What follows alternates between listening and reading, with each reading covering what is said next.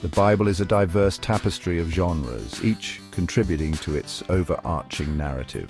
Within this tapestry lies a unique genre known as wisdom literature, exemplified by the books of Proverbs, Ecclesiastes, and Job. Proverbs presents a rather straightforward approach to life. Righteousness begets blessings, while wickedness leads to suffering. This principle resonated with the ancient Israelites, offering a framework for understanding the consequences of their actions. However, life often deviates from such simplistic formulas. Ecclesiastes, traditionally attributed to King Solomon, grapples with the inherent unpredictability of the human experience.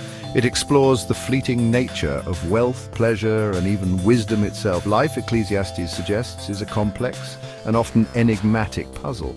Then comes the book of Job, a profound exploration of suffering and faith. While Proverbs lays out a seemingly clear moral order, and Ecclesiastes questions its consistency, Job delves into the agonizing question of why the righteous suffer. It is a book that challenges our assumptions about divine justice and human understanding. Job does not offer easy answers or simplistic solutions. Instead, it invites us to confront the raw and often uncomfortable realities of human existence. Through the story of Job, a man of unwavering faith subjected to unimaginable suffering, the book explores the very nature of God, the limits of human understanding, and the enduring power of trust in the face of adversity. The book of Job opens with a scene that immediately captures our attention: a heavenly court in session. God, surrounded by his heavenly host, engages in a conversation with the Satan, a figure often misunderstood as the embodiment of evil we find in later Christian tradition. Here, the Satan acts as a prosecutor, his role to question and challenge. The conversation turns to Job, a man described as blameless and upright, one who fears God and shuns evil. The Satan, true to his nature, casts doubt on the genuineness of Job's piety. He suggests that Job's righteousness is merely a product of the abundant blessings bestowed upon him. Strip away those blessings, the Satan argues, and Job's faith will crumble. God, seemingly confident in Job's unwavering faith, permits the Satan to test him. What follows is a series of calamities that would break even the strongest of spirits. Job loses his wealth, his children perish in a freak accident, and he is afflicted with a painful and debilitating disease. The sudden and devastating loss of his possessions initially leaves Job reeling. Yet his initial response is one of remarkable resilience. "Naked I came from my mother's womb, and naked I will depart," he proclaims. "The Lord gave, and the Lord has taken away. May the name of the Lord be praised." Job's words reflect a deep-seated faith, an unwavering belief in God's sovereignty, even in the midst of unimaginable suffering. However, as the full weight of his suffering descends upon him, Job's initial stoicism gives way to lament and despair. He curses the day he was born, questioning the very purpose of his existence. His body, racked with pain and covered in sores, becomes a constant reminder of his torment.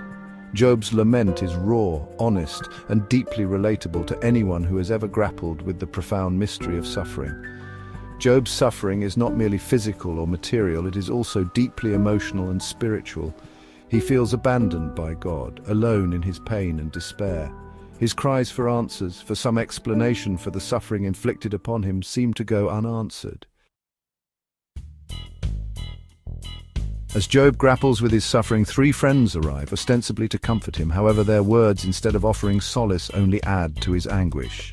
They represent a common human response to suffering, the need to find an explanation, a reason, a cause. Their theology, rooted in the traditional wisdom of their time, dictates that suffering is a consequence of sin. Job's friends, convinced of his hidden guilt, offer various explanations for his suffering. They suggest he must have committed some secret sin, urging him to repent and seek God's forgiveness. Their accusations, though well-intentioned, stem from a limited understanding of both God and the nature of suffering. Job vehemently denies their accusations. He knows in his heart that he has not sinned to deserve such punishment. "My righteousness I hold fast," he declares, "and will not let it go. My heart does not reproach me for any of my days." Job's unwavering insistence on his innocence challenges the simplistic theology of retribution espoused by his friends.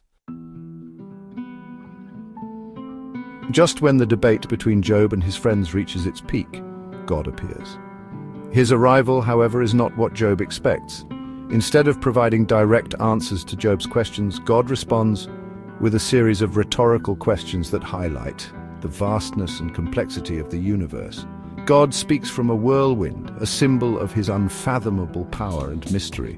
He describes the wonders of creation, the intricate workings of nature, and the sheer scope of his cosmic realm.